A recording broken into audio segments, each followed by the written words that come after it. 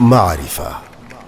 Bismillahir Rahmanir Rahim. Now let's understand about types of sukuk. So in relation to the description, right, of the originator, now basically we can say there are two types. One is the sovereign sukuk.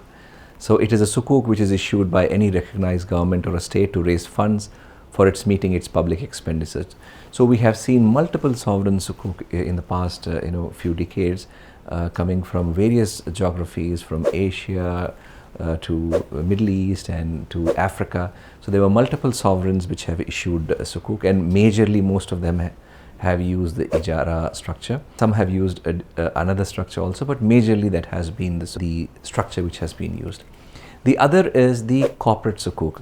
So business firms and commercial entities raise funds either for capital expenditure or for their working capital requirement, right? So when a privately owned business entity issues sukuk for the set purpose, it is termed as corporate sukuk. So the two main categories could be sovereign and corporate. And again, corporate includes the financial institutions as well. So the two main categories, if you see in terms of the obligors, could be the sovereigns and the corporates. So based on the class of assets, the asset-based sukuk, so wherein the asset-based sukuk are sukuk in which the underlying asset remains, right, in the structure of the sukuk. So for example, if it's an ijara sukuk, the assets have been sold by the obligor to the issuer SPV, and the issuer SPV will be the owner of the sukuk for the whole term of the sukuk. So this is asset based, meaning to say there is an asset during the life of the sukuk, right? And even for example, if it is sometimes the asset could be of different natures, but there is a presence of an asset in the life of the sukuks. So we have called it asset based sukuk. And then there is a debt based sukuk. So debt based sukuk is basically the asset is not existent during the life of the sukuk. The asset just comes on the day one at the financial close. The asset is bought and sold in terms of commodities, and what remains is only the payment obligation. So this is a much easier kind of differentiation.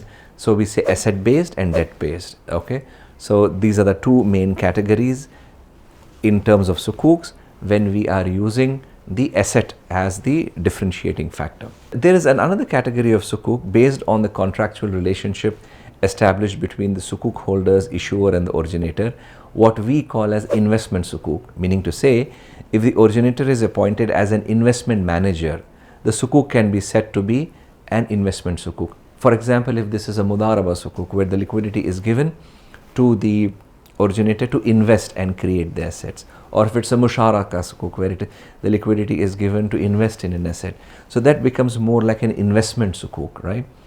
The non-investment sukuk is basically you do not give the liquidity directly, but for example you have bought the asset and you have leased the asset, right? So that becomes a non-investment sukuk where the obligor is not an investment manager, but he is more like a service agent or a wakil to manage the portfolio and things like that.